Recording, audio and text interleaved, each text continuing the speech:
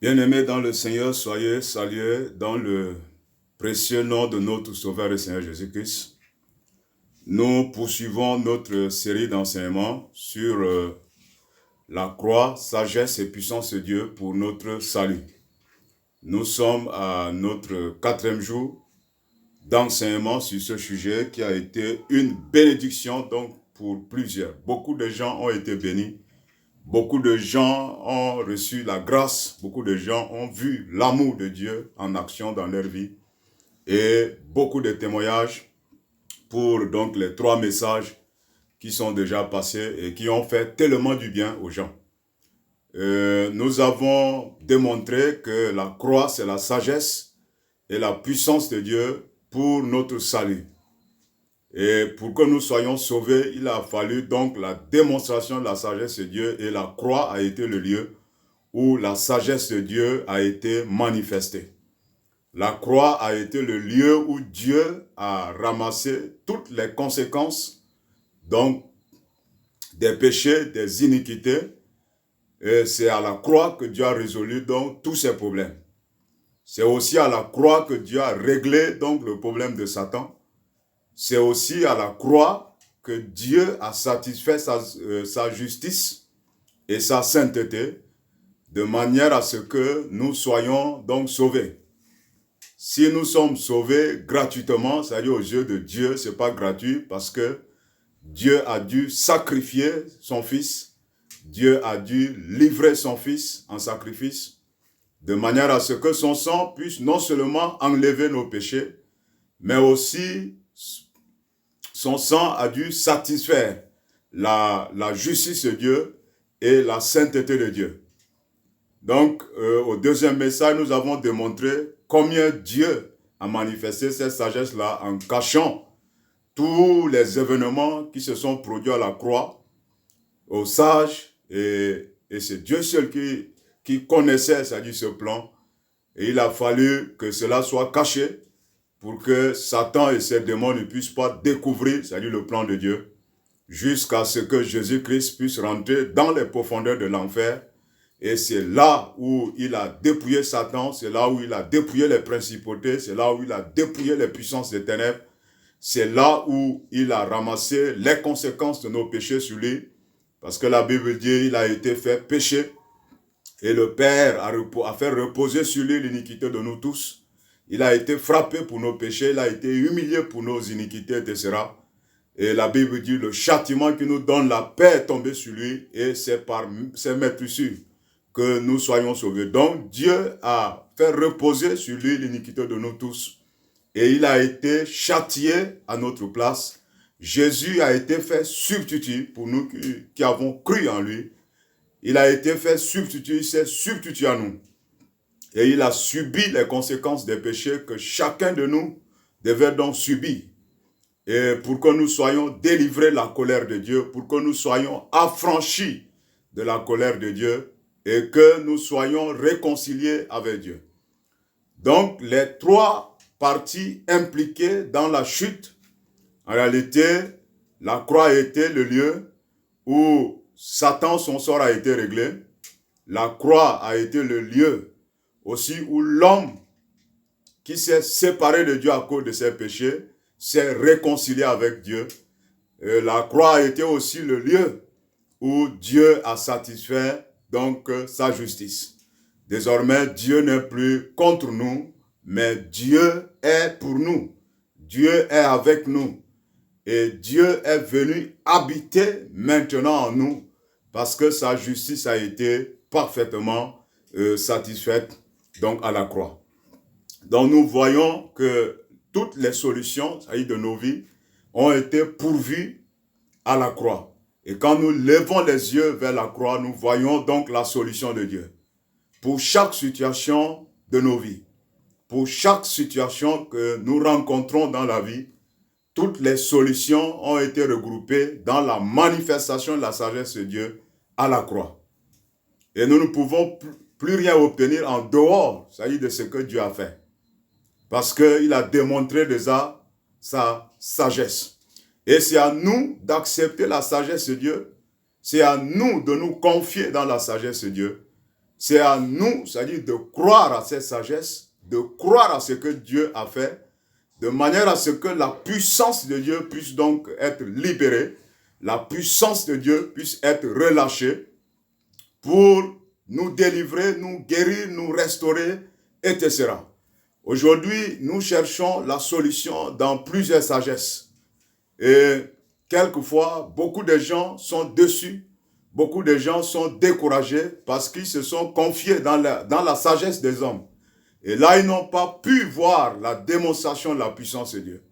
Mais lorsque nous prêchons la croix, lorsque nous prêchons la résurrection, lorsque nous prêchons les œuvres accomplies de Jésus-Christ, en réalité, nous parlons de la démonstration de la sagesse de Dieu. Et en ce moment, la puissance de Dieu est relâchée. La puissance de Dieu intervient. Le Saint-Esprit qui est venu glorifier Jésus-Christ, le Saint-Esprit qui est venu rendre réel les faits accomplis de la croix, lorsque nous parlons de ces choses, le Saint-Esprit se met en mouvement et les gens sont délivrés, les gens sont restaurés, les gens sont transformés, les gens sont sauvés, ils sont délivrés des puissances des ténèbres, ils sont transformés et ils retrouvent donc le bonheur parfait pour lequel Dieu les a créés. Et lors du troisième message aussi, nous avons démontré combien Dieu, dans sa sagesse, a résolu donc les problèmes des conséquences des péchés. Et nous poursuivons donc notre série d'enseignements, toujours sur la croix, la sagesse et la puissance de Dieu pour notre salut. Aujourd'hui, nous allons parler d'un aspect particulier. Si, au troisième message, Dieu a réglé les conséquences des péchés, Dieu a traité les conséquences des péchés, il est important que les conséquences des péchés soient ôtées, parce que ce sont les péchés, c'est-à-dire qui nous condamnaient, ce sont les péchés, c'est-à-dire qui nous accusaient devant la face de Dieu, et qui empêchaient à Dieu d'agir dans nos vies. Et pour cela, il a fallu que ces péchés soient traités. C'est pourquoi, à la croix, Jésus a offert son sang pour que nos péchés soient pardonnés. Mais aussi, à la croix, Dieu a jugé, c'est-à-dire nos péchés, Dieu a jugé nos iniquités à travers la personne de Jésus-Christ. Donc, la mort de Jésus, nous avons démontré au troisième message que non seulement a exprimé l'amour de Dieu, parce qu'il nous a aimés et il s'est livré, c'est-à-dire pour nous. Dieu nous a aimés, il a donné son Fils. Mais nous avons aussi démontré que la mort de Jésus a satisfait la justice, c'est-à-dire de Dieu, de manière à ce que Dieu soit juste pour nous justifier. Donc la croix a été le lieu où l'amour et la justice de Dieu se sont réconciliés, de manière à ce que Dieu puisse nous bénir, de manière à ce que Dieu puisse nous délivrer, de manière à ce que les malédictions soient brisées et ôtées. Et nous avons dit que si nous remarquons les conséquences des péchés sur nos vies, si nous remarquons ces choses que Jésus a portées à la croix, si nous les remarquons dans nos vies, ces choses sont illégales, et ayant la connaissance, nous devons donc nous lever de manière à ce que Dieu puisse nous faire justice. De manière à ce que Dieu puisse nous faire justice. Et nous avons démontré longuement cela, et ce message a été aussi d'une bénédiction pour plusieurs. Beaucoup ont témoigné donc la grâce de Dieu, beaucoup ont témoigné la fidélité de Dieu en manifestant la foi, en recevant simplement la simplicité de l'évangile. Ils ont vu vraiment les merveilles du Seigneur. Mais l'œuvre de Dieu ne s'est pas arrêtée simplement à trouver les solutions aux conséquences des péchés. L'œuvre de Dieu a été profonde. Et le Seigneur va traiter directement la racine. La racine, c'est-à-dire de nos maux. En réalité, c'est le péché. Lors du troisième message, nous avons fait la différence entre le péché et les péchés. Et le troisième message s'est focalisé sur le traitement des conséquences donc des péchés. Aujourd'hui, nous allons traiter la solution de Dieu par rapport au péché, qui est, c'est-à-dire une puissance, qui est une force, qui est une loi, et qui habite dans les membres, c'est-à-dire des corps des hommes. Parce qu'après la chute, lorsque Adam mangeait l'arbre, la connaissance du bien et du mal, nous avons dit que beaucoup de choses sont rentrées dans l'homme. Entre autres, la puissance, c'est-à-dire du péché. Et elle opère, c'est-à-dire comme une loi. Elle opère comme un pesanteur. Elle opère comme une force, assujettissant toutes choses, soumise, c'est-à-dire toutes choses soumises c'est-à-dire sous son influence, sous sa domination. Et manifestant donc les fruits extérieurs qui sont donc les péchés, que Dieu a traité les conséquences. Mais Dieu ne s'est pas arrêté à traiter les conséquences. Donc des fruits, c'est-à-dire du péché que nous avons, que nous appelons les péchés. Mais Dieu a traité directement la racine, c'est-à-dire du problème lui-même, de manière à ce que nous soyons libérés totalement libérés de la puissance du péché, pour que nous puissions obéir à Dieu, pour que nous puissions faire la volonté de Dieu, pour que nous marchions dans une nouveauté de vie. Donc l'œuvre de Dieu a été vraiment profonde. Et beaucoup d'enfants de Dieu luttent avec le péché. Beaucoup d'enfants de Dieu luttent avec le péché. Beaucoup font des efforts pour sortir, c'est-à-dire de leur péché. Et ils appellent péché les différentes manifestations, c'est-à-dire extérieures du péché. Et beaucoup font des efforts pour sortir. Beaucoup prennent des résolutions. Beaucoup jeûnent même parfois. Et beaucoup se rendent compte qu'après avoir fait tant d'efforts, après avoir pris des engagements, après avoir pris des résolutions pour traiter certains mauvais comportements ou encore pour traiter certaines mauvaises œuvres, ils se retrouvent en train de refaire la même chose. Ils se retrouvent en train de tomber, c'est-à-dire dans les mêmes péchés. Ils confessent, c'est-à-dire les mêmes péchés. Et à un certain moment, les mêmes péchés reviennent.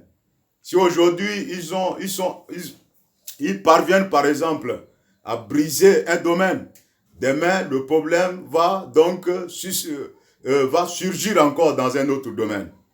Et beaucoup, c'est-à-dire, sont dans cette lutte infinie avec le péché, parce qu'ils ne savent pas quelle a été la sagesse que Dieu a manifestée pour que nous soyons totalement libérés de sa puissance.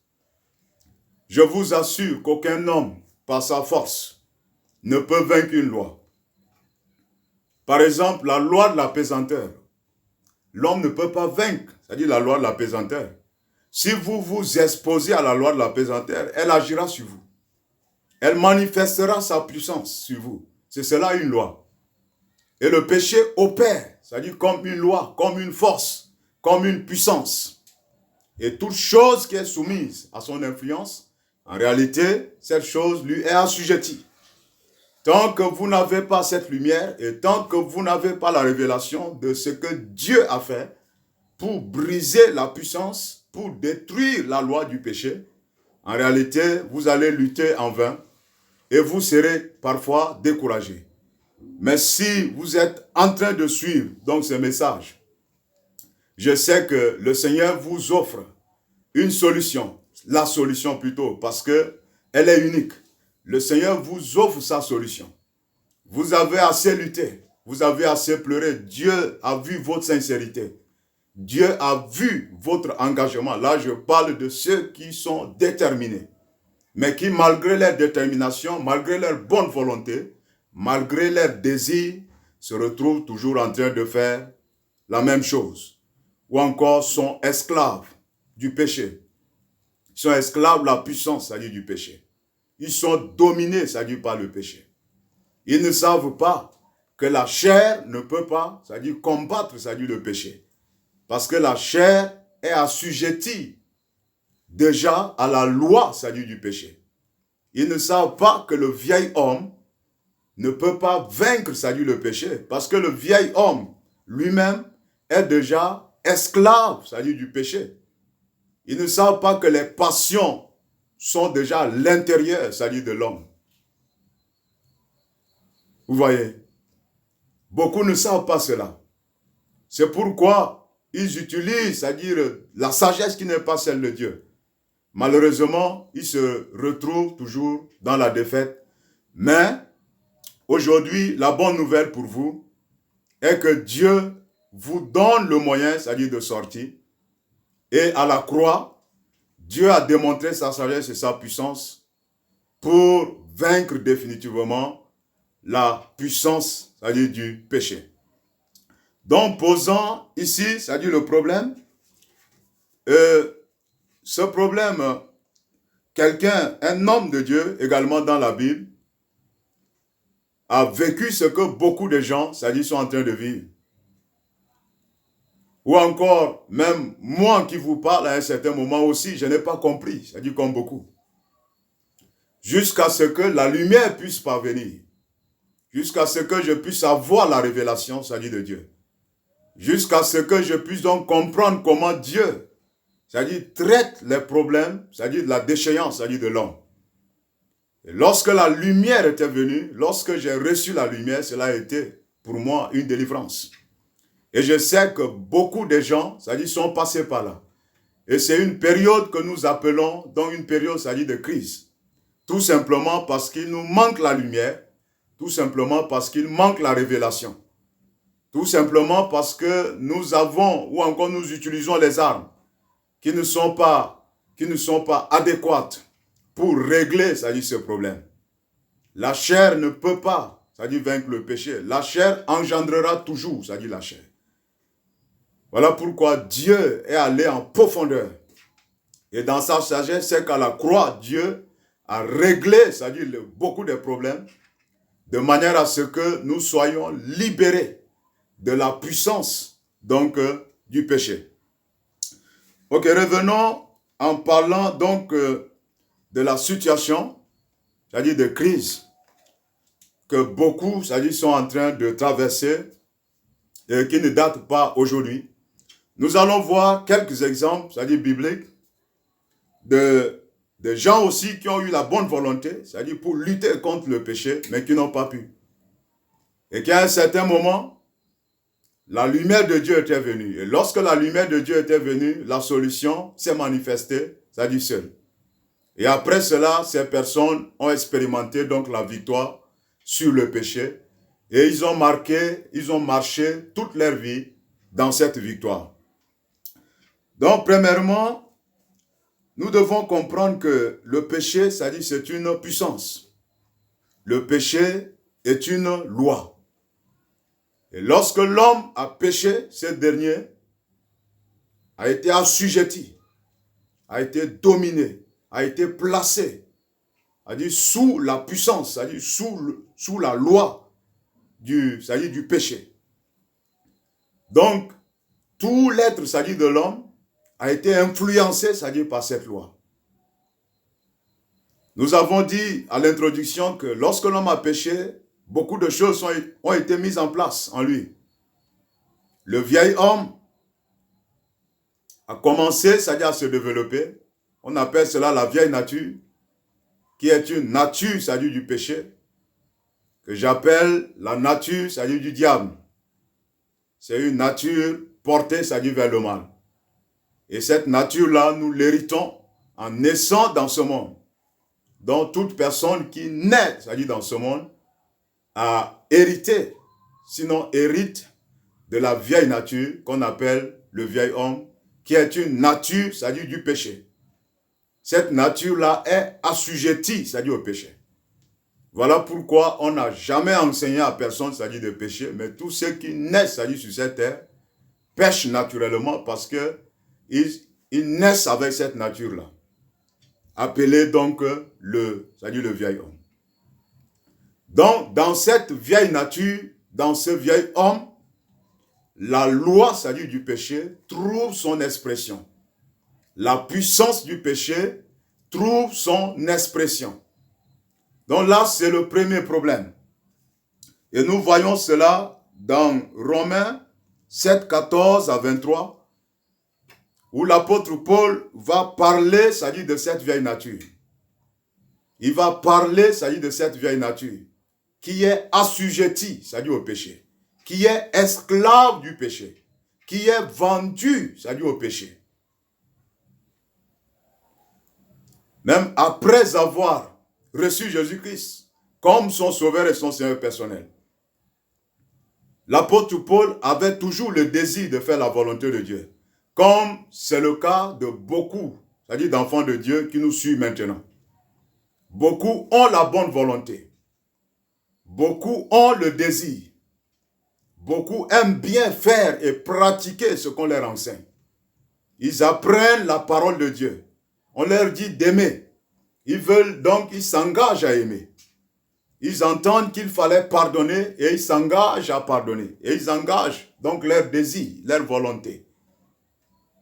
Mais subitement, ils vont se rendre compte que le contraire, c'est-à-dire se produit à chaque fois qu'ils veulent, c'est-à-dire faire le bien. Et cette chose contraire qui agit pour vous empêcher de faire ce que vous ne voulez pas faire et pour vous conduire à faire le contraire, c'est-à-dire des choses, c'est la loi, c'est-à-dire du péché. C'est la puissance du péché qui agit, c'est-à-dire dans les membres. Et lorsque vous vous engagez en tant qu'homme par votre propre volonté, en réalité, vous êtes encore dans votre état charnel. À ce moment, les passions, c'est-à-dire du péché, au contact avec la loi de Dieu, font naître donc uniquement, c'est-à-dire le péché. La rébellion qui est à l'intérieur, c'est-à-dire de l'homme, le mauvais état, c'est-à-dire de l'homme, se déchaîne, se rebelle contre la volonté de Dieu. Et c'est ce qui amène souvent les gens, malgré, c'est-à-dire leurs efforts, malgré leur bonne volonté, à faire, c'est-à-dire les mauvaises choses. Parce qu'ils n'ont pas encore découvert, ils n'ont pas reçu la révélation que la solution devait venir, c'est-à-dire de Dieu. Que la délivrance devait venir, c'est-à-dire de l'œuvre que Dieu a accomplie à la croix. Parce que l'homme étant mauvais, c'est-à-dire du début de la tête jusqu'au plan des pieds. Dans ce texte de Romains 7, là, l'apôtre Paul va dire, ce qui est bon, c'est-à-dire n'habite pas en moi.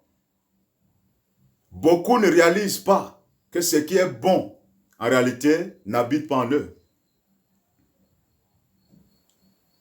Si tu ne parviens pas à te connaître, c'est-à-dire l'état de déchéance dans lequel nous étions plongés, en réalité, tu ne parviendras jamais à la victoire, c'est-à-dire sur le péché.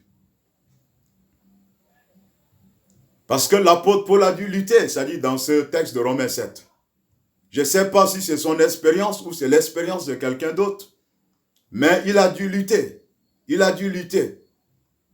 Il dit, j'ai la volonté, mais je n'ai pas la capacité. J'ai la volonté, j'ai le désir de faire la volonté de Dieu, d'obéir à la loi de Dieu. Mais je n'ai pas la capacité. Et malheureusement, je me retrouve en train de faire de mauvaises choses. Donc, il parle ici, c'est-à-dire de l'état charnel de l'homme, qui est assujetti, qui est soumis à la puissance, c'est-à-dire du péché. Et en présence de la volonté de Dieu, ce mauvais état, c'est-à-dire réagit de façon négative et conduit malheureusement l'homme, c'est-à-dire dans la rébellion. C'est pourquoi lorsque vous prenez, c'est-à-dire les décisions, si ces décisions, nous allons voir plus tard comment, c'est-à-dire régler ces problèmes. Si ça vient de vous, si c'est votre désir, si c'est votre volonté, sans la puissance de Dieu, sans la grâce de Dieu, en réalité, vous allez échouer. Parce qu'aux hommes, c'est impossible, mais à Dieu, tout est possible. Matthieu 19, 26. Il y a un jeune homme qui est venu vers Jésus. Il a dit, que dois-je faire pour hériter le royaume de Dieu? Il a voulu faire des choses. Jésus lui a dit, il te manque encore une chose. Et il s'en est allé, c'est-à-dire découragé. Et lorsque vous allez vouloir, c'est-à-dire faire des choses, c'est-à-dire par votre propre capacité, c'est-à-dire vous irez toujours, c'est-à-dire de faire. Et les disciples vont donc dire à Jésus, mais si tel est le cas, c'est que vraiment c'est difficile. Jésus va dire, non, aux hommes, c'est impossible. Mais à Dieu, tout est possible. Aux hommes, c'est impossible, c'est-à-dire de sortir de la puissance du péché. Mais à Dieu, c'est possible, c'est-à-dire de sortir de la puissance du péché et vivre dans une vie de victoire sur, c'est-à-dire celle-ci. Parce que Dieu a pourvu les moyens. Dieu a manifesté sa sagesse. Et lorsque nous marchons dans la sagesse de Dieu, à ce moment, la solution vient. À ce moment, nous expérimentons, c'est-à-dire la liberté. Alléluia. Toujours dans le texte de Romains 6, Romains toujours, dont nous avons Romains 6, c'est là l'apôtre Paul fait donc mention, c'est-à-dire du vieil homme, qui est en réalité le corps, c'est-à-dire du péché. Il parle du corps du péché. Il parle du vieil homme qui est le corps, c'est-à-dire du péché. Donc le péché trouve son expression, il trouve sa manifestation dans la chair, c'est-à-dire de l'homme. Nous avons dit que la chair, c'est la tendance humaine, de fois à faire le bien, mais aussi, c'est-à-dire à faire le mal. Autrement dit, c'est l'énergie naturelle. C'est la vie naturelle, c'est-à-dire de l'homme. Ce n'est pas la vie Zoé, ce n'est pas la vie divine de Dieu. Cela est appelé chair. Donc le péché agit en présence de la chair. C'est pourquoi vos efforts, c'est-à-dire personnels, en réalité, de fois, ne font que manifester, c'est-à-dire le péché. C'est là où vous allez comprendre Galates. Les chrétiens de Galatie plutôt, se sont engagés, c'est-à-dire dans la chair, à faire la volonté de Dieu. Et ils ont fini par faire ressortir les œuvres de la chair. Donc la chair produit toujours la chair. Même si vous engagez la chair dans l'œuvre de Dieu, elle produira, c'est-à-dire la chair. Et Dieu n'agrée pas, c'est-à-dire la chair. On va comprendre pourquoi l'apôtre Paul va dire dans Galates 2, 22, ce n'est plus moi qui vis, c'est Christ qui vit. Et lorsque Christ vit, en réalité, la victoire sur le péché est expérimentée. Alléluia. Avançons, nous allons voir cela. Donc, dans Romains 6, il parle également, ici, du vieil homme, qui est le corps, c'est-à-dire du péché. Il parle du corps, c'est-à-dire du péché. Donc, l'homme se retrouve, c'est-à-dire dans cet état où il est vendu, c'est-à-dire au mal. C'est pourquoi Jésus va dire, tout ce qui est né de la chair est chair. Donc, rien de bon, c'est-à-dire habite en nous. Rien de bon.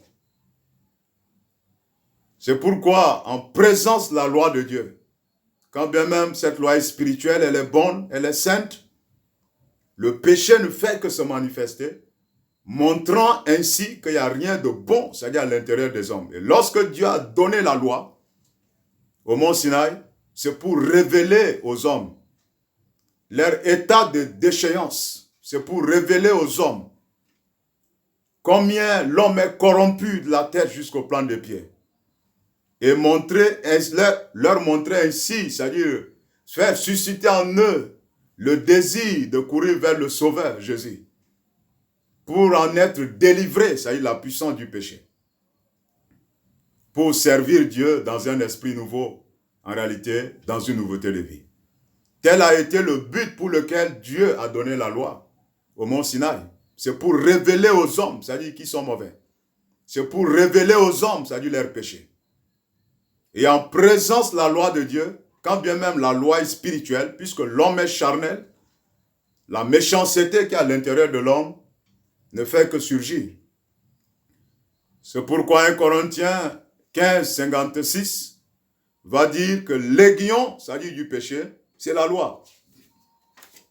Le problème n'est pas la loi, le problème c'est l'état de corruption dans lequel l'homme a été plongé après la chute. Donc Dieu donne la loi pour montrer, c'est-à-dire aux hommes qui sont mauvais, pour leur révéler leur état et leur désir, c'est-à-dire du Sauveur, susciter en eux le désir, c'est-à-dire du Sauveur. Tel a été le but pour lequel Dieu a donné la loi. Alléluia. Là n'est pas notre sujet aujourd'hui, mais c'est important, c'est-à-dire de préciser ici. Amen. Donc, lorsque vous ne réalisez pas cela, vous allez lutter. C'est pourquoi beaucoup de gens luttent. Ils échouent aujourd'hui, mais ils continuent toujours de tenter. On ne tente pas de vaincre le péché. Parce que si vous essayez, vous allez échouer. Et vous allez toujours échouer un autre jour. Ce qui semble être la victoire aujourd'hui, si ce n'est pas la victoire de Jésus-Christ, si votre foi n'est pas assise sur cette victoire, vous allez échouer encore dans un autre domaine. Alléluia. Et beaucoup d'enfants de Dieu sont dans cette situation. Aussi longtemps que vous n'allez pas lever les yeux. Comme Paul était arrivé à son temps. Lorsqu'il a lutté, il a fini par crier, « Qui me délivrera de ce corps c'est-à-dire du péché? Qui me délivrera de ce corps du péché ?» C'est en ce moment que la lumière a jailli. Et il va dire, « Grâce soit rendue à Dieu qui m'a délivré par Jésus-Christ. » Voilà la solution. Il dit, « Qui me délivrera de ce corps, c'est-à-dire du péché ?» Et lorsque vous posez cette question, « Qui ?» La solution vient. Et la solution, c'est par Jésus-Christ. La solution, ce n'est pas par vous. La solution n'est pas par votre capacité. La solution ne se trouve pas dans vos efforts. La solution ne se trouve pas même, c'est-à-dire dans vos pratiques régulières de jeûne pour vaincre le péché. Non, vous n'allez jamais arriver. Il dit, « Qui me délivrera de ce corps du péché ?» Et lorsqu'il a crié « Qui ?» le Saint-Esprit a donné la solution. Grâce soit rendue à Dieu qui m'a délivré par Jésus-Christ. Dans Matthieu 19, 26 que nous avons lu tout à l'heure, nous avons dit qu'aux hommes c'est impossible, mais à Dieu tout est possible. À ce moment, l'apôtre Paul venait de recevoir la révélation de la délivrance, de la libération sur la puissance du péché. C'est ce qui va nous permettre maintenant de comprendre que la croix a été le lieu où Dieu a démonté sa sagesse et sa puissance pour briser la puissance du péché.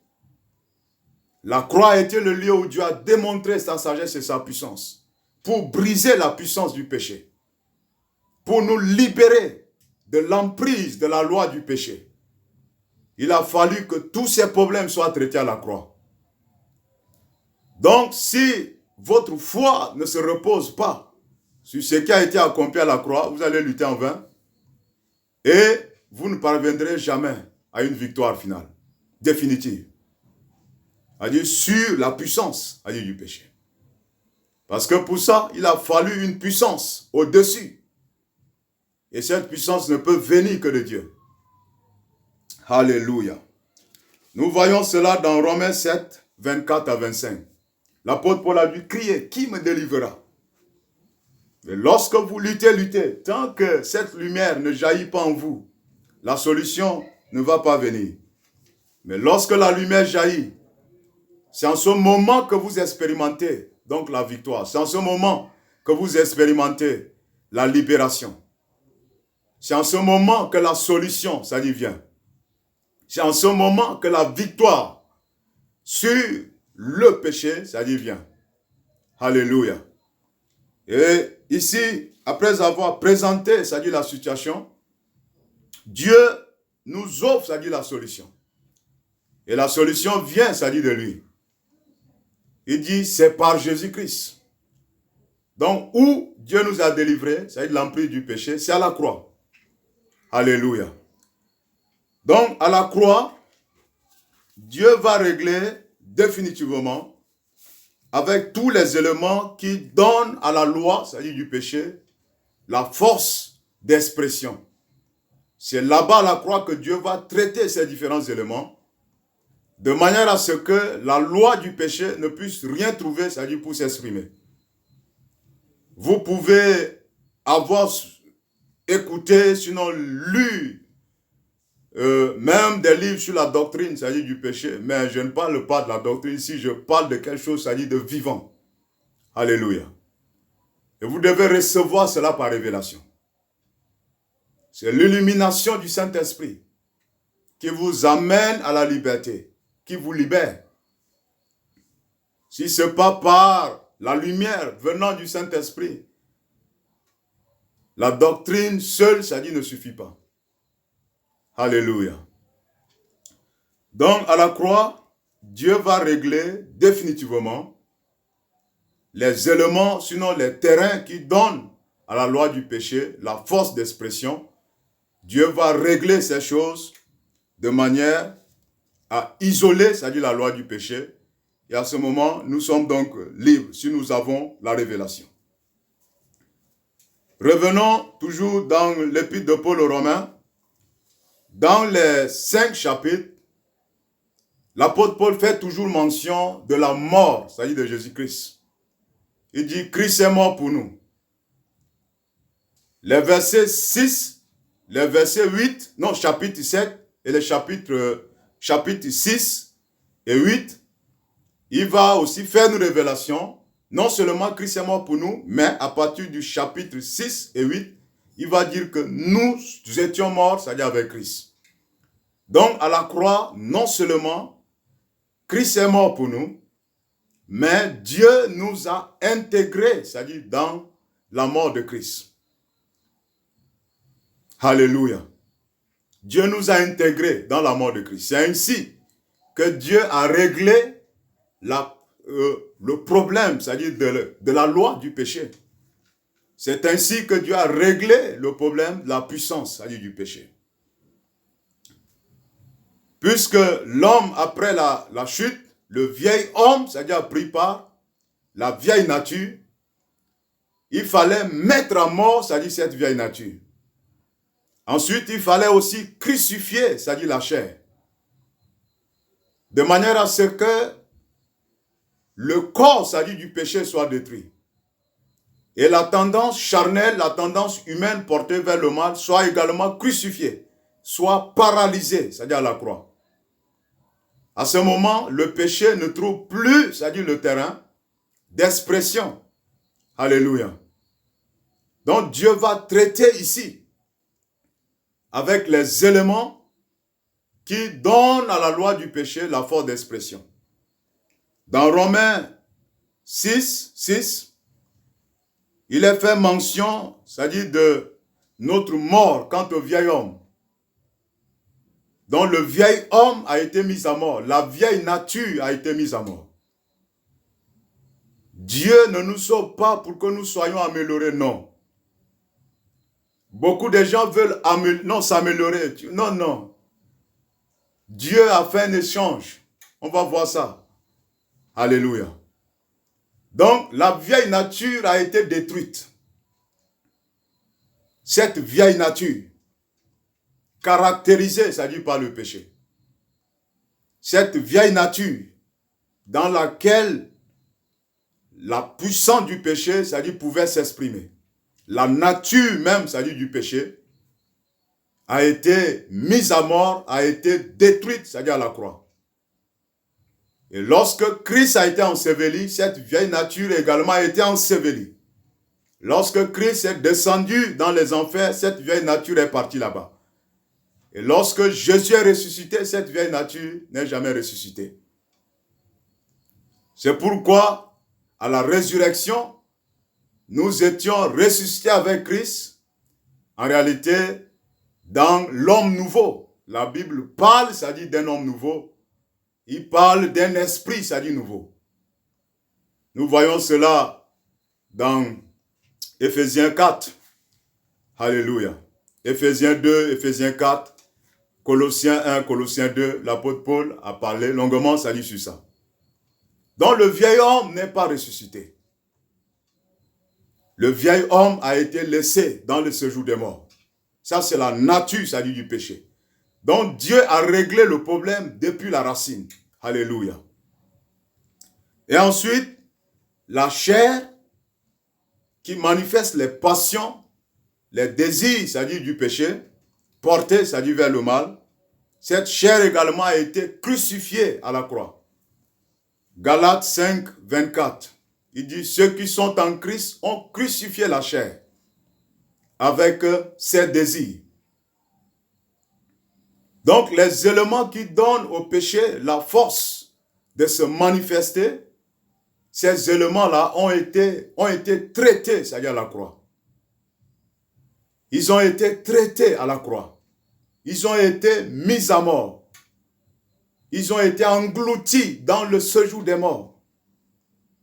Avec toutes leurs manifestations.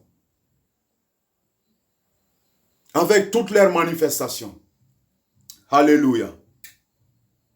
Ensuite, dans Romains 6, 7, il dit, celui qui est mort est libre, c'est-à-dire du péché. Donc, la seule solution d'être libre de la puissance du péché, la seule solution d'être libre de la loi, c'est-à-dire du péché, en réalité, c'était de mourir. Et c'est la mort du vieil homme. Donc celui qui est mort est libre. La loi, c'est-à-dire n'agit pas sur un mort. La loi agit sur les personnes vivantes. Mais celui qui est mort est libre, c'est-à-dire du péché. Et on doit parvenir à recevoir cela par révélation. À ce moment, le péché n'agit plus comme force sur nos vies.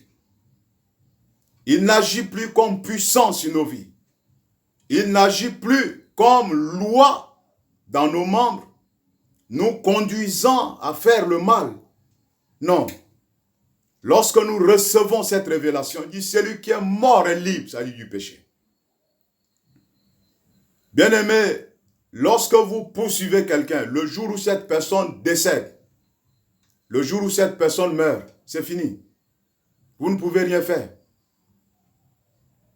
Même si on prend ses parents, non, la personne est déjà partie. Vous ne pouvez rien. Alléluia. Vous ne pouvez rien. Donc celui qui est mort est libre. Lorsque nous recevons la révélation de la mort de l'ancienne nature, de la mort des passions qui agissent dans nos membres et qui nous amènent à nous rebeller contre la loi de Dieu. Lorsque nous recevons cette révélation, que nous sommes morts, nous étions mis à mort, à ce moment, nous sommes libres du péché. Et Paul est arrivé par révélation à vivre cette vérité, de telle sorte que dans Galates 2, 20, il pouvait dire, ce n'est plus moi qui vis, mais c'est Christ qui vit en moi. Il dit, j'ai été crucifié avec Christ. Si je vis, ce n'est plus moi qui vis. Donc il parle, c'est-à-dire de la mise à mort, c'est-à-dire du vieil homme. La mise à mort de son état charnel. Et maintenant, il dit, si je vis, ce n'est plus moi qui vis, mais c'est Christ qui vit. Donc, il ne vit plus maintenant. Il parle de la force naturelle, c'est-à-dire de vie. L'état charnel, c'est-à-dire a disparu. Mais c'est Christ qui vit. Donc, Christ vit en moi, Christ vit au travers de moi, Christ vit par moi. Et c'est cela, vivre, c'est-à-dire dans la foi, c'est-à-dire de Christ. Alléluia. Donc Dieu a réglé ainsi, c'est-à-dire le problème. En mettant à mort. Celui qui est mort est libre, c'est-à-dire du péché. Ce dont vous avez besoin pour être libre, c'est-à-dire la puissance du péché, c'est la révélation de votre mort à cette puissance. C'est la révélation de votre mort à cette puissance. Vous devez accepter cela par la foi. C'est pourquoi l'apôtre Paul parle de l'image, c'est-à-dire de ce baptême-là, qui est en réalité notre mort, notre ensevelissement et notre résurrection, c'est-à-dire avec Jésus-Christ. Donc Dieu met d'abord à mort ce qui est ancien et il va créer maintenant l'homme nouveau. Et c'est l'homme nouveau qui passe à travers la résurrection de Jésus-Christ. Dieu nous ressuscite avec Jésus en l'homme nouveau. Donc, il met à mort tout ce qui donne au péché, c'est-à-dire de s'exprimer. Il met à mort toutes ces choses. Et il crée maintenant l'homme nouveau. Et lorsque Jésus est ressuscité, la Bible dit, nous étions aussi ressuscités avec lui. Donc, par la résurrection avec Jésus-Christ, nous étions ressuscités dans un état d'homme, c'est-à-dire nouveau. À ce moment, lorsque nous naissons de nouveau, elle dit, qu'est-ce qui se passe? Dieu nous donne un cœur nouveau.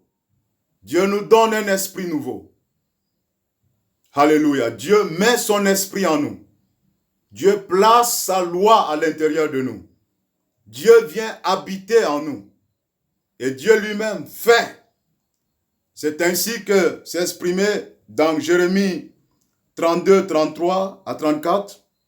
Également, le même passage est repris dans Hébreux 8, 10, 12, où Dieu parle maintenant de la nouvelle alliance.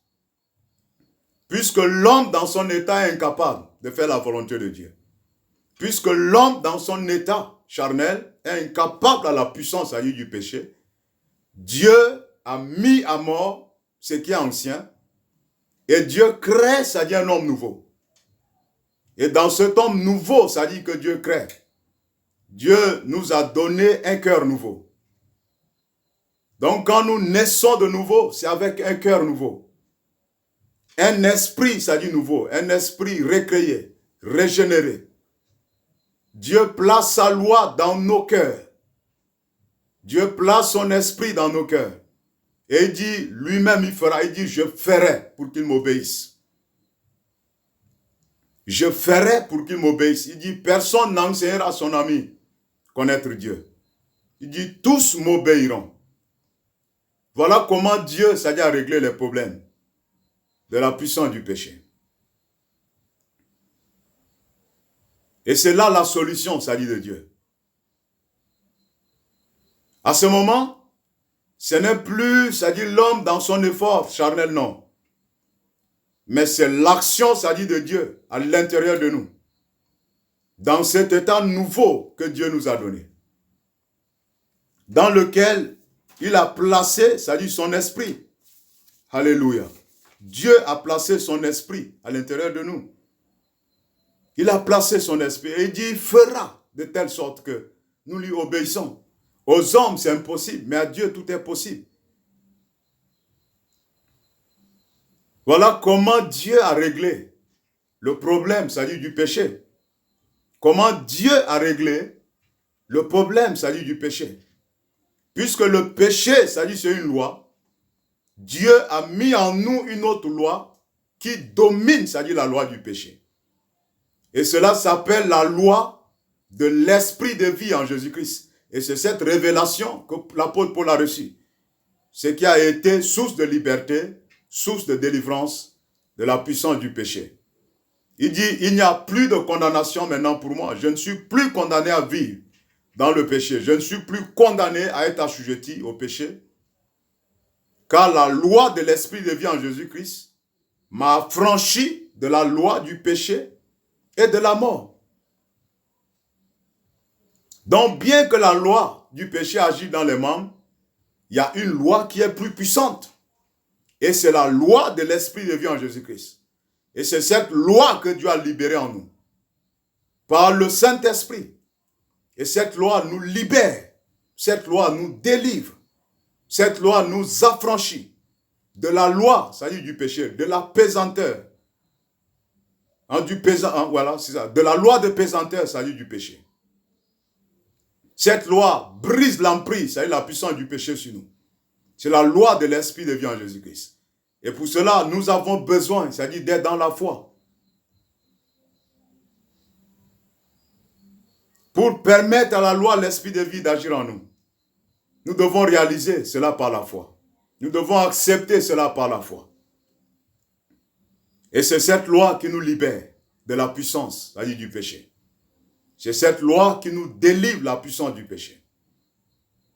Et lorsque nous réalisons notre victoire sur le péché, c'est alors que, extérieurement, nous n'allons plus voir les fruits, c'est-à-dire du péché, que nous appelons les péchés, c'est-à-dire se manifester. Votre problème n'est pas le mensonge. Votre problème est plus sérieux que le mensonge. C'est la puissance du péché. Lorsque vous avez la révélation que la puissance du péché a été brisée, le mensonge part. Et bien d'autres choses qui sont cachées en vous. Votre problème n'est pas l'impureté, mais c'est la puissance du péché qui agit en vous. Lorsque vous avez la révélation que la croix a brisé, c'est-à-dire la puissance du péché, que vous êtes mort, c'est-à-dire au péché, l'impureté s'en va et bien d'autres choses qui sont cachées en vous disparaissent. Alléluia. C'est cela la solution de Dieu. Donc la croix a été le lieu où Dieu a démontré sa charge et sa puissance pour briser la puissance du péché. De telle sorte que nous soyons libres. De telle sorte que nous soyons délivrés. De telle sorte que nous marchions dans une nouveauté de vie. De telle sorte que nous pratiquions maintenant la justice de Dieu. De telle sorte que nous prenions plaisir à faire la volonté de Dieu. À marcher dans la volonté de Dieu. À marcher dans la lumière de Dieu. Et c'est lorsque nous recevons cette lumière, c'est lorsque nous laissons cette révélation rentrer profondément en nous. C'est en ce moment que nous commençons à agir.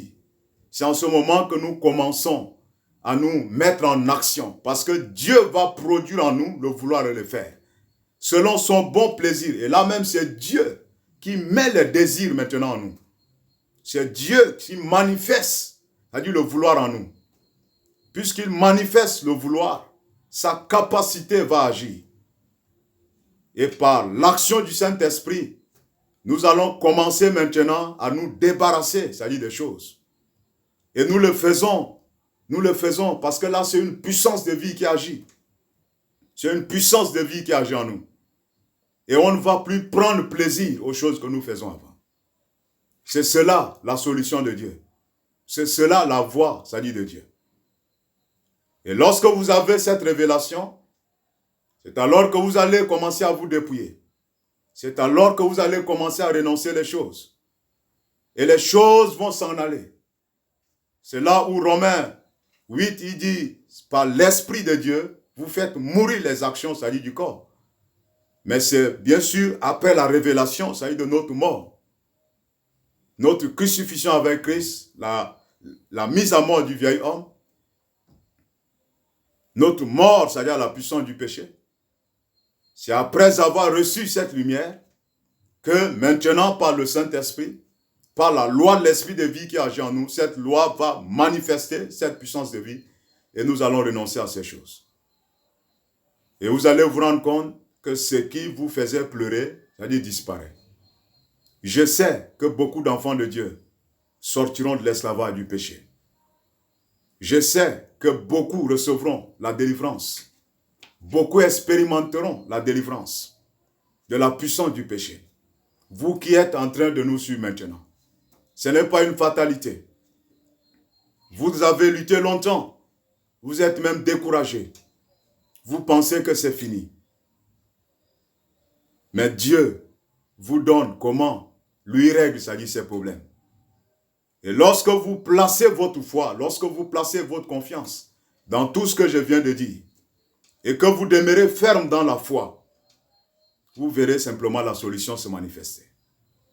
Vous verrez la lumière apparaître et les ténèbres disparaissent. La chose qui a été impossible devient possible.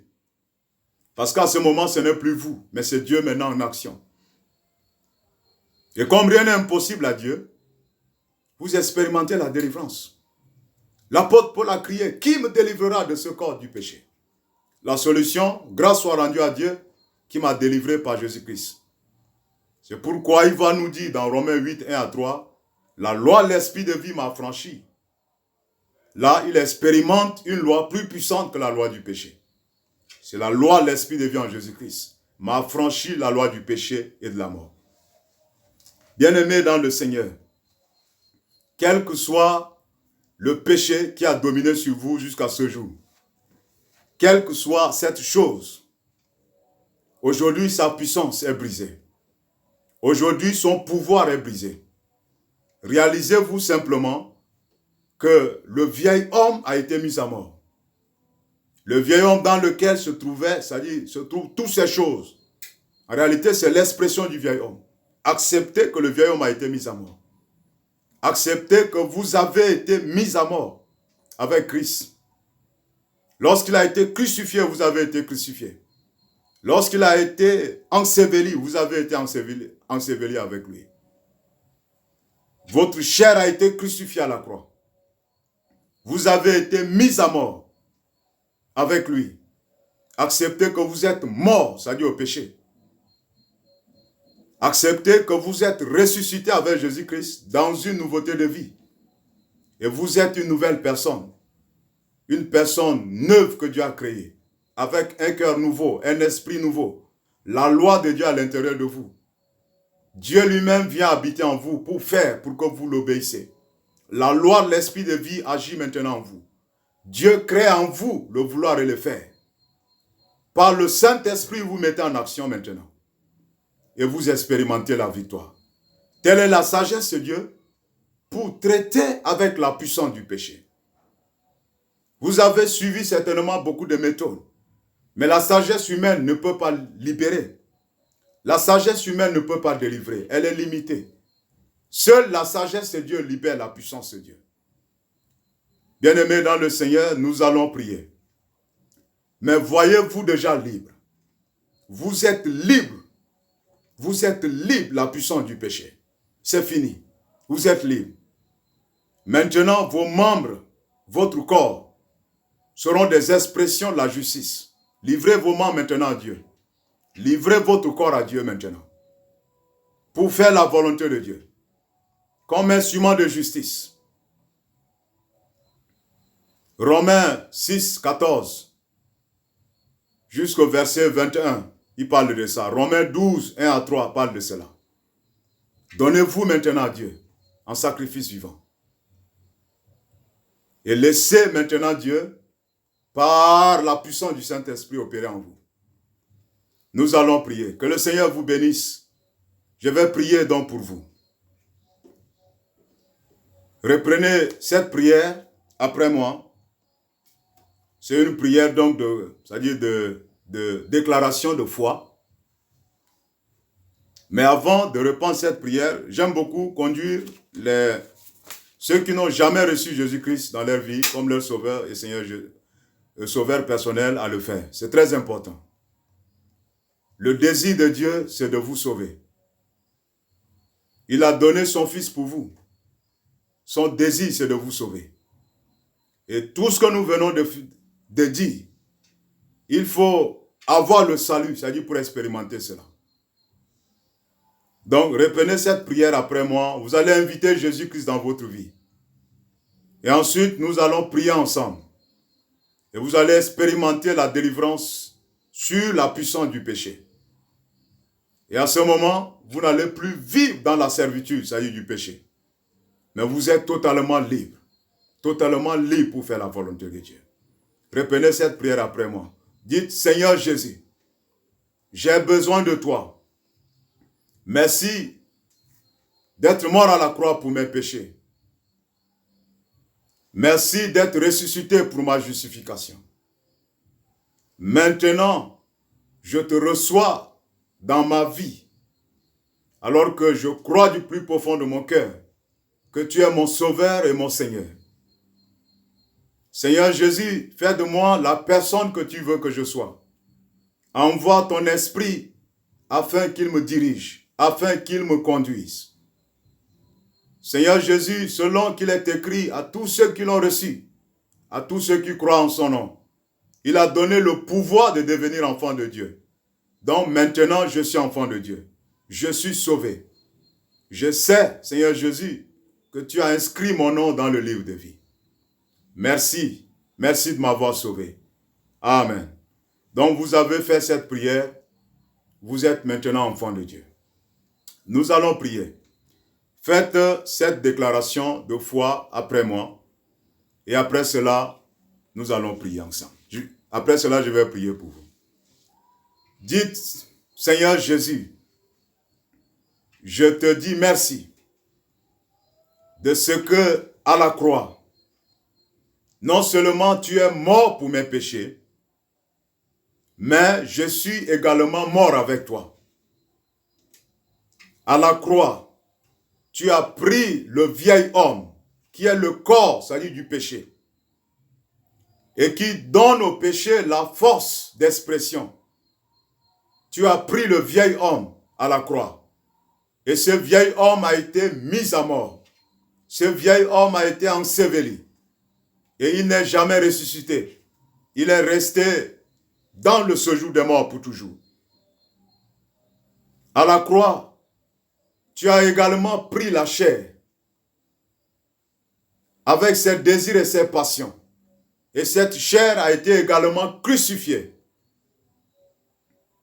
Puisque je suis mort, je suis libre maintenant du péché. Je ne suis plus esclave, ça dit, du péché, car celui qui est mort est libre.